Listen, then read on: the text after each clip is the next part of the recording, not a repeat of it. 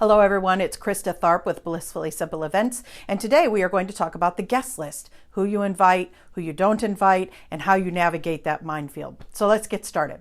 First, you need to decide with your fiance and potentially your parents how large of a wedding you want to have. So anything about 75 or less is considered very, very intimate. Anything over that to 150, pretty average, and anything over 200 is pretty large. So if you're able to keep to right around 150, that's pretty average for the most part in this area. When you are sitting down with your fiance and your parents, you want to make sure that you actually work on the guest list and don't just guess, because everyone who has been through this situation before will tell you that the guest list tends to blow up exponentially without any idea of how that happened. So when you sit down, try to discuss what size of a wedding you want so that it'll help with your budget. So first things first is decide how many people you want and then figure it out. So how do you do that? Second step is this: start small. So I usually tell my clients that they should start with a group A, and that group A is if you were in the hospital and just had a baby, who would you call? Arguably, this is a very small group, but that's your core group. It's usually family and very, very close friends. Then you build on to that. Who would I call? Not Facebook, but who would I call if we were pregnant? So that kind of helps you to see the people that you want to be in your life that are going to be supportive and always there. Now, I know that there are going to be some people you don't want to invite that you have to invite to prevent World War III from happening. I get that. Go ahead, take a deep breath, and do that. It's important to keep family relationships happy, especially when you're talking about weddings. Okay? So then you can continue to build. And when you get out to a larger group and you start hitting your number, you're going to start bumping up against that. And you're going to realize, wow, okay, we have more people than I thought we would.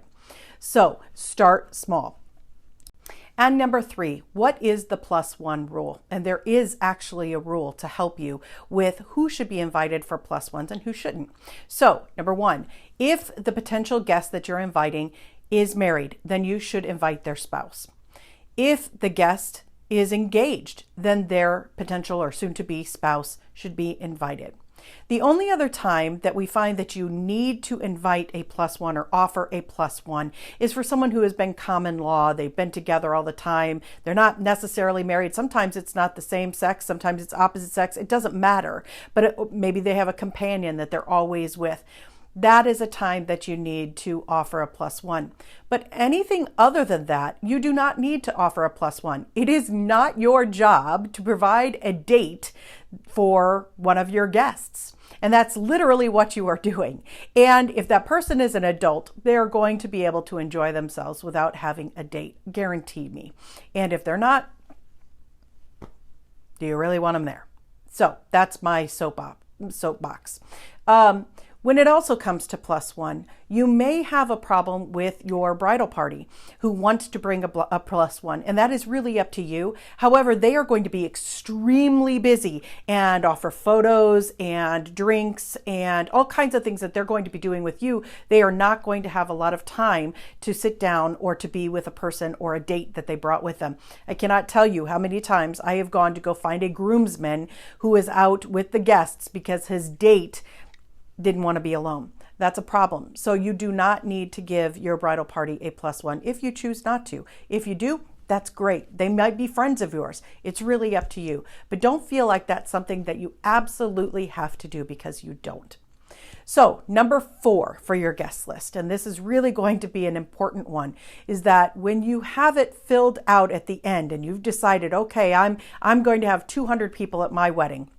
That's great. I'm going to invite 200. But you know what? Our venue only holds 150. So the internet tells us only 25% probably won't come. So I think we'll be okay. Do not do that. The internet has no idea what your family is like. And you do not want to invite 200 people when your venue only holds 150. And this happens more often than you would think. All of a sudden, this whole group from Montana that you thought weren't going to come, will come, and it throws you off big time. What's going to happen if it only seats 150 and 185 have RSVP'd? You have a major, major problem. I have had so many weddings that have had 100% participation. They were shocked. So please, When you are working on your guest list, make sure that if you invite 200, you are prepared to seat and feed 200 people, because you may be surprised. You are probably very, very loved and people want to come see your wedding.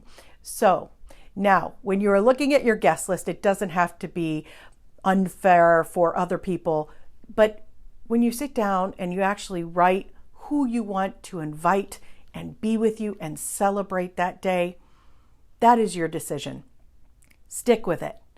And remember, when you're doing this, it doesn't have to be hard. It can be blissfully simple. Take a deep breath and remember that it's all about the bliss.